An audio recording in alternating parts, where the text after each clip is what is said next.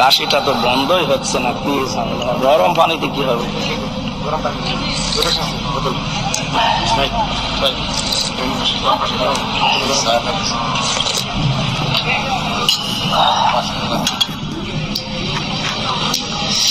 আমার শরীর তো এখনো স্বাভাবিক না, জোর করে আপনারা করাচ্ছেন।